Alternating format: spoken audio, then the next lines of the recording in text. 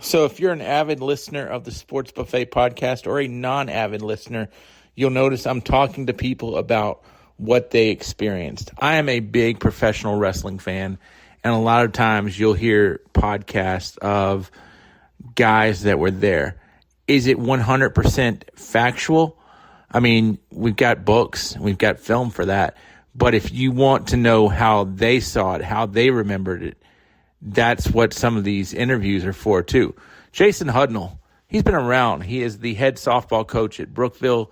He's been around as an assistant coach at Rustburg. He has been an assistant football coach and baseball coach at William Campbell. He also worked under Chris Thurman at Gretna.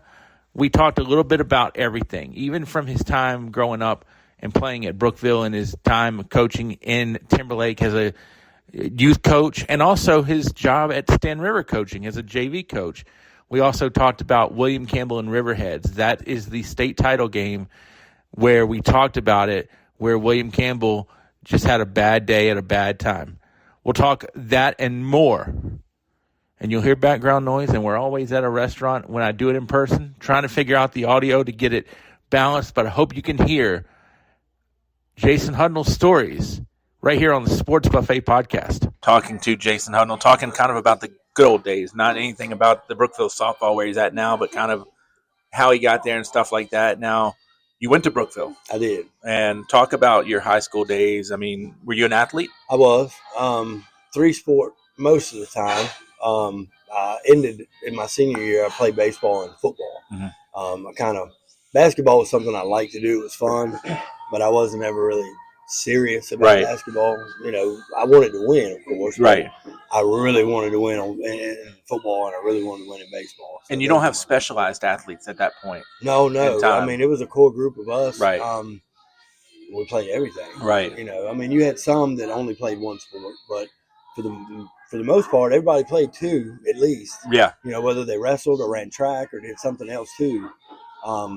It was all there, you know, and the specialization, because it wasn't year round. Right. You know, there were certain times when the coaches could be involved and certain times when they couldn't. And travel in AAU wasn't what it is now. That wasn't even heard of. I mean, that wasn't a thing at all at that time. I never asked for who the best players are, but who are some really good players you played with? Football, Jeremiah Scott, C.E. Rhodes.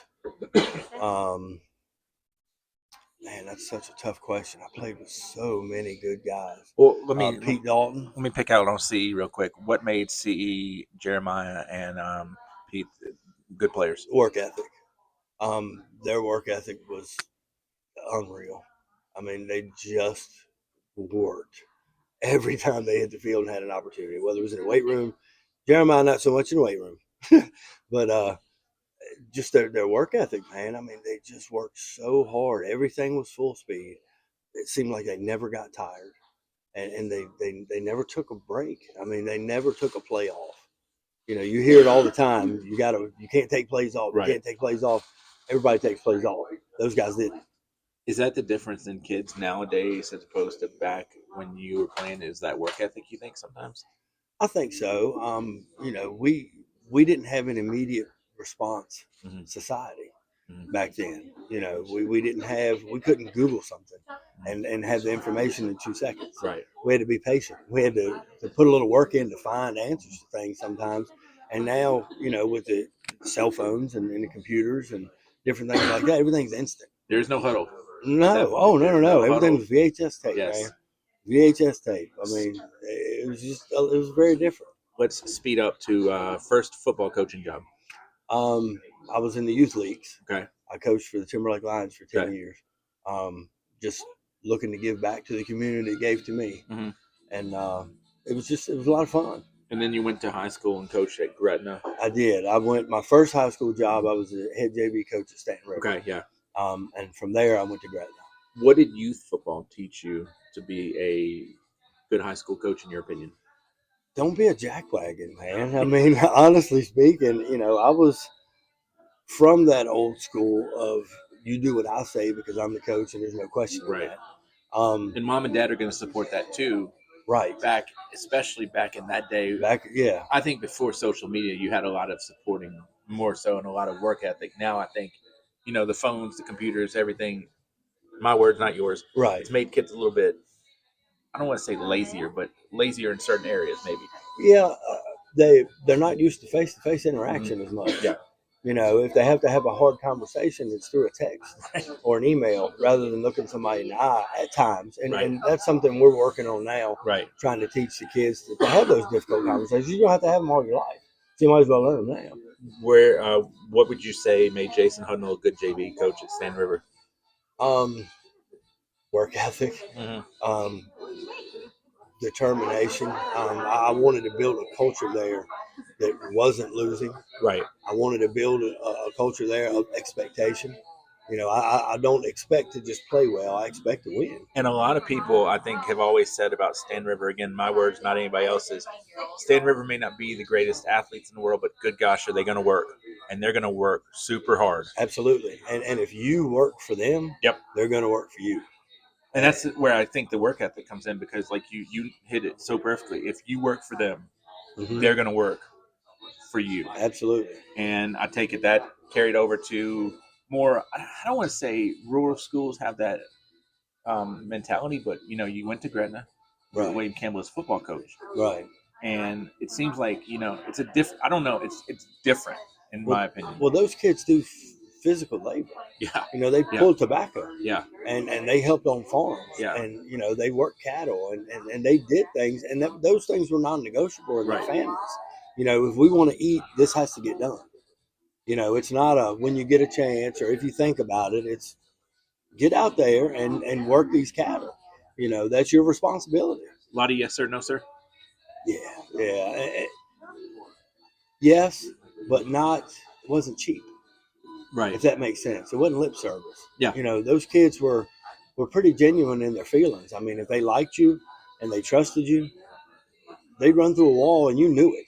But if they didn't, you knew that too. Right. And that was an earned respect. It wasn't just a given one because, I'm a coach or I'm an elder or anything like that. It was 100% a trust factor that was earned. How was coaching with Chris Thurman? Awesome. He's so good, man. He's so good. And I know that, some people think certain ways or whatever. They don't know him. He would give you anything. Me, you, the kids, whoever. If he had $1 and you needed $1.50, he'd go find that 50 cent for you. And he was giving you the last dollar he had. Outside of the giving, what's the thing that he was good at on football that people may not know? And he's good at a lot. Very high standard of play. Mm-hmm. Very high standard. We're going to do things right. We're going to do things full speed, and we're going to do them over and over and over until we're the only ones standing there. And it was just a relentlessness that he coached with, and it was a relentlessness that he expected out of the kids, and they bought into that. I was going to say, did it brush off on the kids? Absolutely. Those kids wanted to win. Uh-huh. A lot of those kids, they didn't have a whole lot. Right. And football was their way out. Their way to break a cycle or to have a better life or to get an education. And they understood that. And they knew that the only way they were going to get seen is to win. The one word I'm thinking when you talk about the Gretna kids in this case is tough. Absolutely. Oh, yeah. I mean, we talked earlier before we started this about after the first week or so, we couldn't go goal line anymore. Right. Because they were going to hurt each other, legitimately hurt each other, And it's a great problem to have to back them off rather than have to push them towards it. But it was violent and it wasn't mean-spirited at all. It was just good on good, and I'm going to be better than you. Could they flip the switch to where you have to kind of pull back on them a little bit, but Friday nights?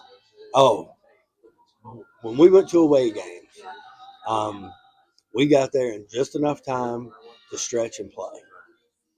Because they were in such a tizzy and such a frenzy. When the bus pulled in the parking lot, you knew we were there. They were ready, man. I mean, it was rocking, it was shaking, they were loud. We put our shoulder pads on, our helmets on, we stretched, and we played. And they got after people. And that's just what it was with them. And this is post-Vic Hall? Yes. Post-Horace Hubbard, if I'm not mistaken. Yes. So this is kind of the, Yeah, we had Horace's younger brother, Delonte. Right. But I don't want to say Gretna was not respected, but it's kind of like, hey, they don't have that guy. Right. It was, those guys are gone. Right.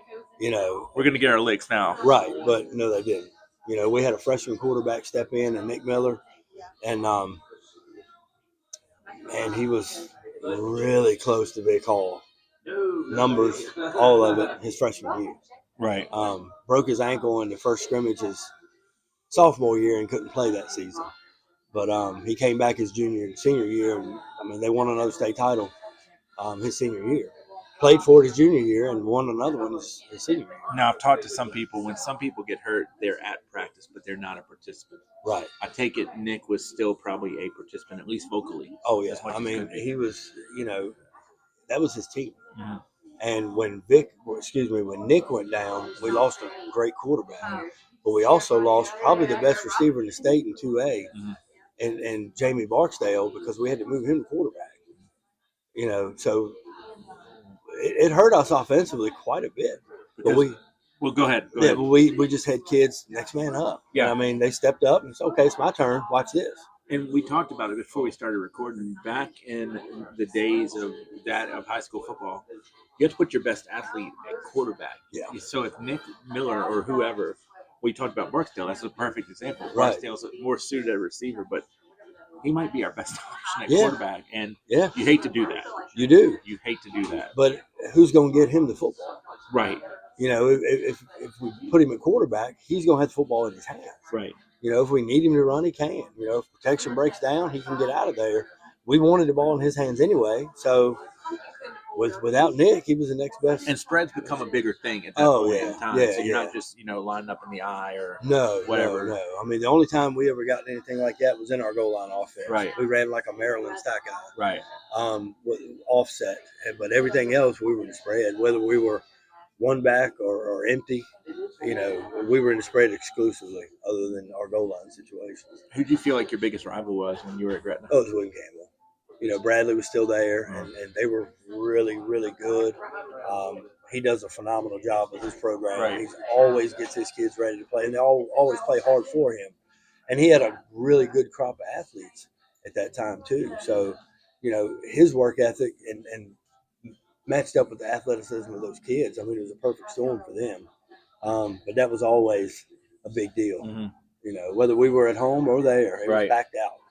We're going to bounce around a lot. What did you learn from Chris Thurman that's made you a better softball coach? On game day, your work's done. I was the nervous coach.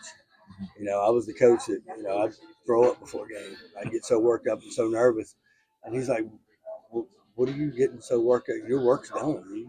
When we left practice on Thursday, you've done all you can do. Right. It's up to them now. Now we just got to be smart enough to make adjustments and put them in the right position. But were you nervous watching those kids on Friday? Yeah, I mean, especially early because I hadn't built that trust factor with them yet.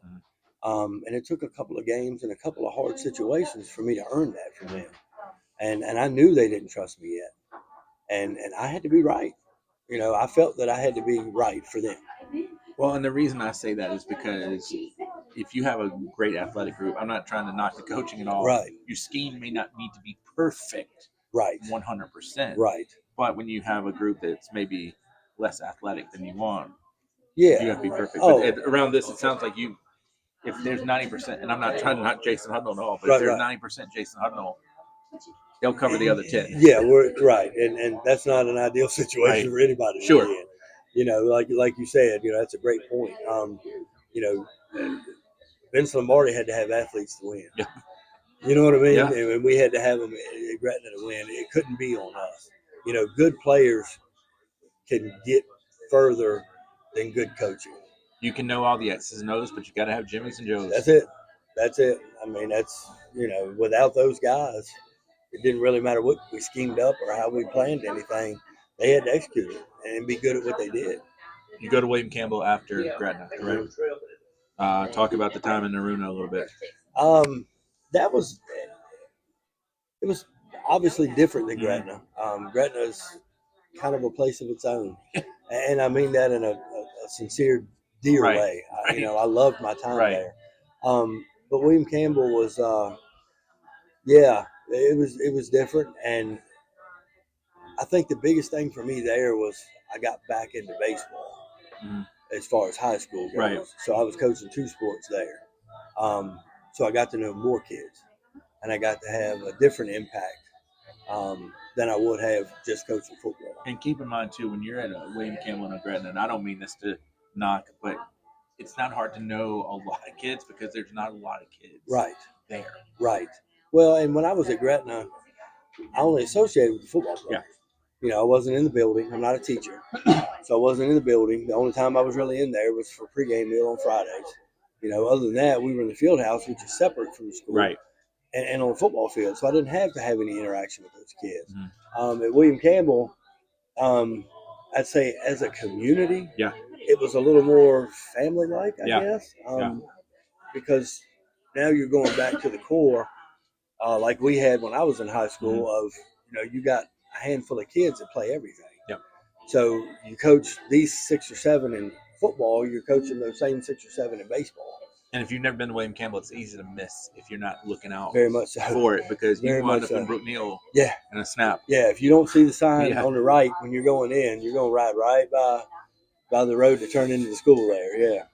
And I can't tell you how many times and I know you made it too, those trips on a Friday night, and you got so many deer. Oh, man. 501, just hopping. And I live in Rustburg, right. So, I would go Molly's Creek sometimes to break it up, but not at nighttime. Yeah.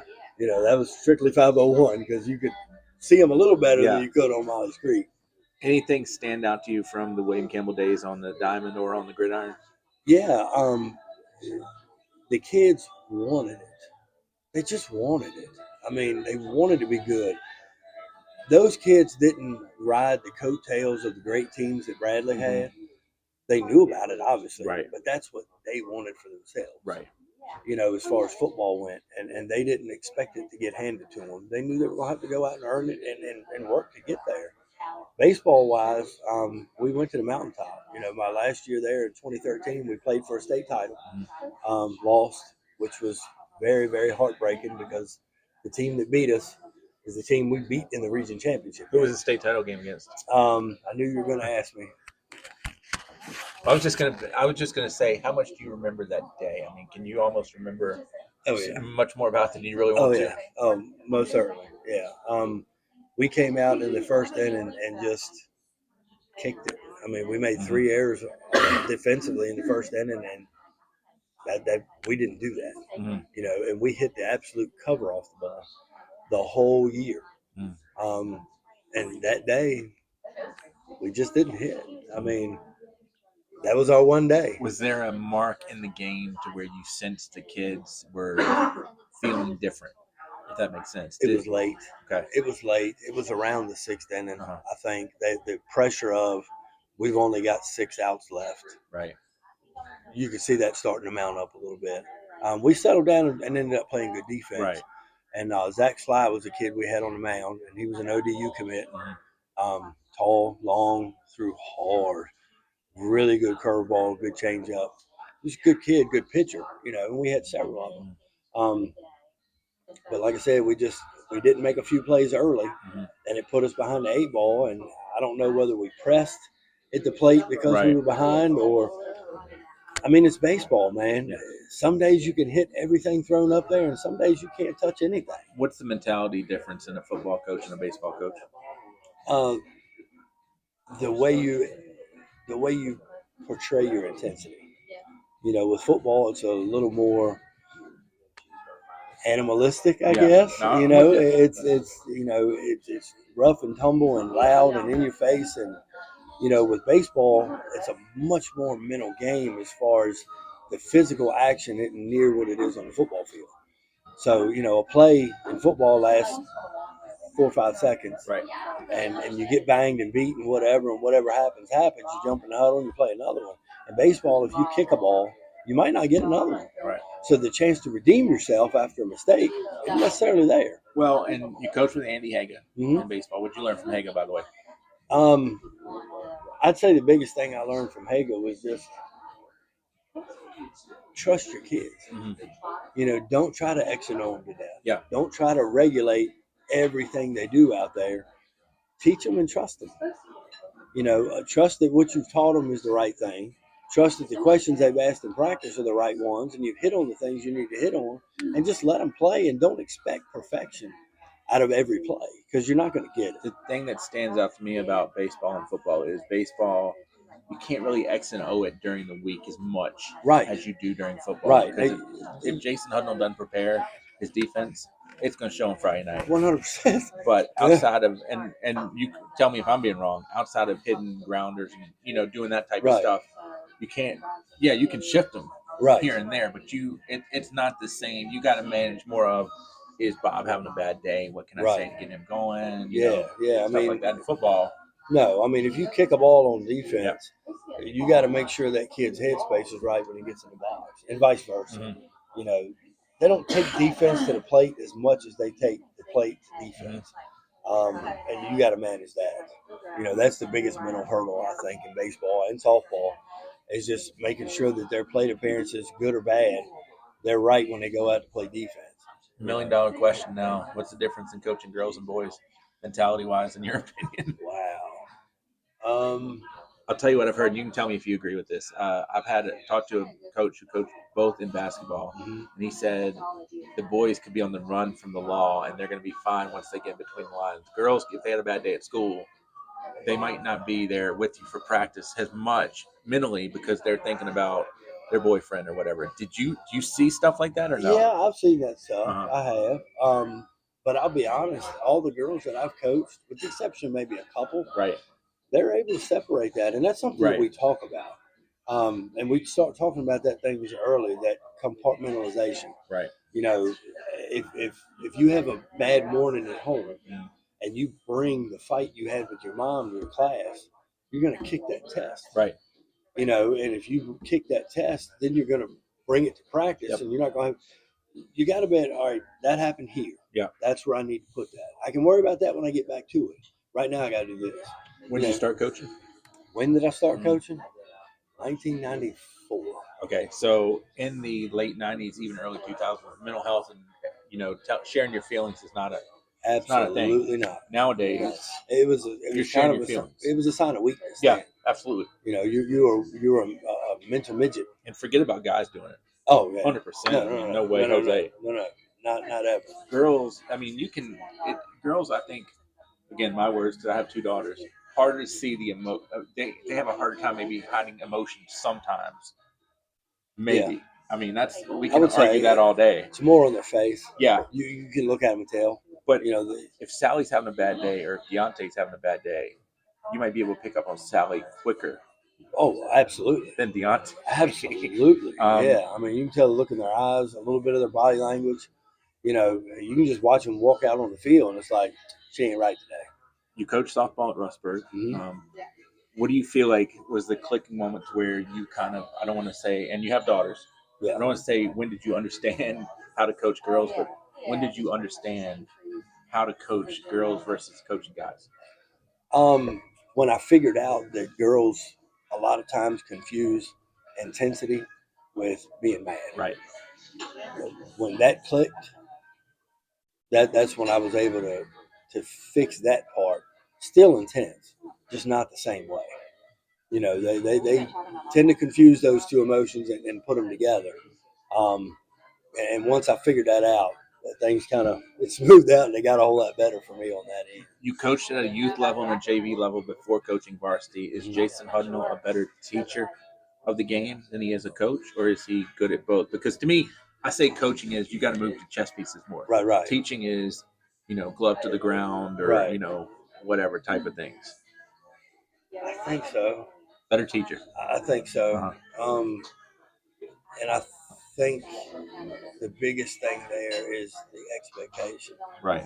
The expectation. I tell the girls, everybody has expectations of you. Your families, the people in the community, the teachers, the school. Everybody has expectations. But the only one that really matters at the end of the day is yours. Yep. Here's what I want. Here's the way I see the program going. Here's where I'd like to see the program be. But your expectations are really the only one at the end of the day that has to really, truly matter. Because you can't live up to what somebody else wants. We talked about travel and everything before we started. You coached your daughter or Daughter, daughters? yeah, Okay, just one. you coach your daughter on that level. That helped. 100%. And I tell you something that, and I got to give a lot of credit to her, Carly. I got to give her a whole lot of credit because we talked a lot early on. It can't be any special treatment. I'm not going to be harder on you than everybody else, but I'm certainly not going to be easier on you than everybody else. When we're on the field, I'm Coach Hud. When we get in the car to go home, I'm Daddy. When we get home, I'm Daddy. We're not going to talk about the game unless you want to. We'll fix it at practice the next day because I've got to be your daddy here and your coach tomorrow. Was it easy to separate coach and daddy for you? No, and I never let that out. Right. But the reason it wasn't, and it goes back to what we just talked about a little while ago, was my expectation. But I couldn't put my expectation on her. You know what I mean? I had to eat that. Yeah. Because her expectations didn't matter. Because that brought forth her work ethic. It brought forth her attitude towards the game and to her teammates. I couldn't put that on her. Right. She had to figure that out. And like I said, the credit to her because she did a great job drawing the line. She was maybe 11 at practice one day in travel, and she stepped over that line, and I had to get that squared away immediately. She never did it again. And I mean, her and I are as close as two people could be. And travel's a little bit different then, correct? In terms of, is travel different then? Because nowadays everybody plays travel. Oh yeah. But then you used to have kind of a smaller patch. Right. Playing travel. Smaller patch playing travel. Then. Yeah, it wasn't a whole bunch of teams. Right. It wasn't a ton of organizations. Right. It was pretty much the elite out of your area. Yeah. And that's what we were fortunate enough to have there. And normally you only it seemed like maybe, because I remember announcing a lot for Legion. Normally it's 2 or 3 schools. That's it. So you don't have like 7 or 8 to where. When we first started, it was 2 schools represented. It was Russburg had half, Brookville had the other half. That's how we started. And it came out of a Dixie Youth All-Star tournament. What did you learn being an assistant coach?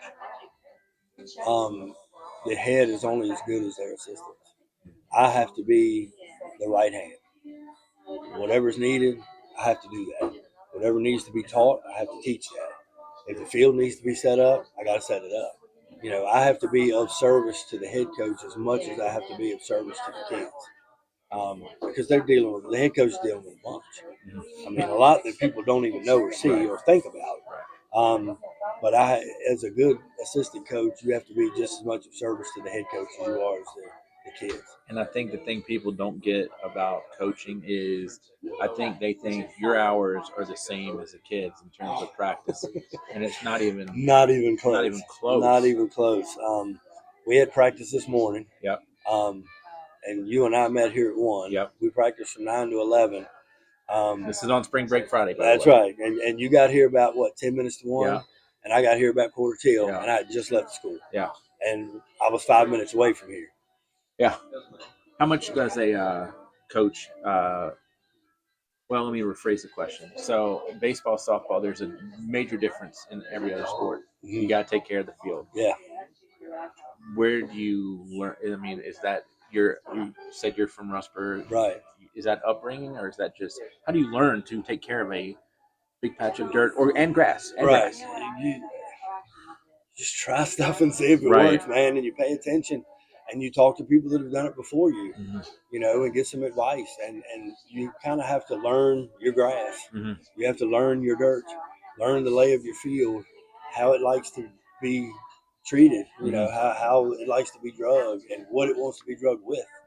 You just got to have to pay attention to that stuff. And then as far as fixing things like ruts and, batter's boxes, things like that, it's just a lot of time and experience of other people helping you out and showing you things. What was the toughest part to learn or learning even now on the field? On the field, yeah. How it lays and how to drag it properly without creating lips between the dirt and the grass. Right. Or, if you got a low spot, a lot of times you can't just throw dirt right there. Right. that low spot's there because there's a high spot somewhere else where that dirt went. You got to figure out that Ideally, high everybody's spot. softball field. I mean, I get we're going to have a little nooks and crannies bounces here and there, but you you don't want to rise up like 10 feet from the outfield to the infield because I view softball and every sport as a community within the community of sports.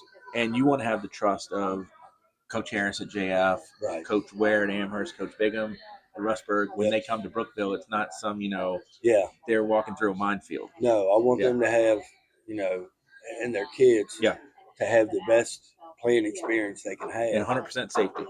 Absolutely. 100%. Absolutely. They've put a big push this year on the coaches sitting in the openings to the dugouts. And the openings to ours aren't fenced. There's no gate, I guess, there. But we're looking at a straight shot on our side, a foul ball from a lefty. Same thing with a righty on the other side.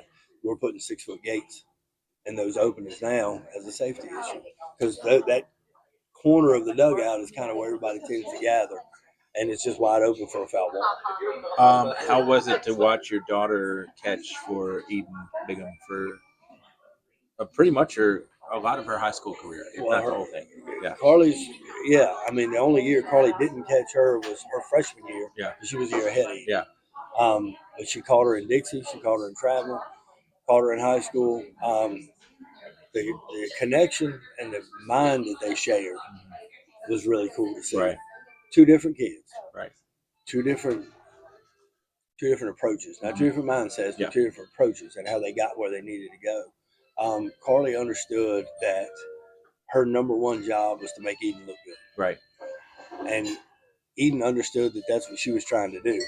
So there was a mutual respect and a mutual appreciation there for each other's craft. And it's weird because you couldn't correct me if I'm wrong. In softball, you're still calling the pitches from the dugout as the coach, or the pitching coach is calling. Somebody's calling. Yeah. Not necessarily your catcher's not putting down the fingers all the time. Right. But still, that pitcher and catcher almost need to, I don't want to say share brain. Right. But that mindset wavelength has got to be a straight arrow than a crooked. Yeah. Well, we gave the pitches to Carly, and Carly relayed them to Eden. If Eden shook it off, Carly didn't have to look back at us to find something else. Right. She knew what Eden wanted to go to.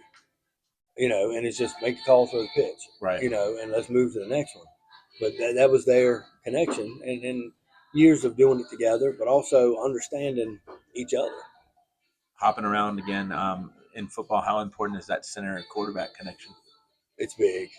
I mean, if you can't get a snap, you can't get a playoff. Yeah.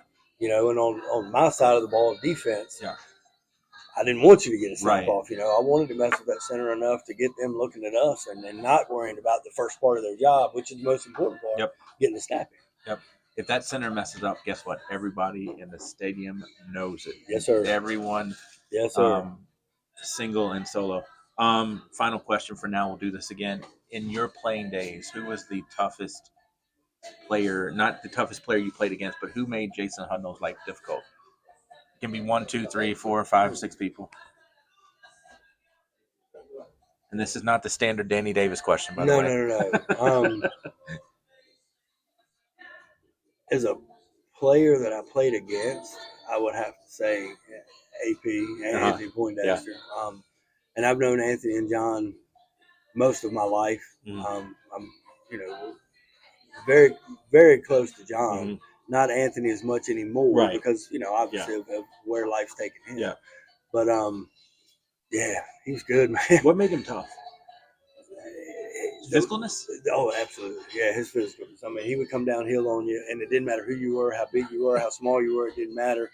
You were getting hit. Right. You were going to know he was in the stadium. Yeah.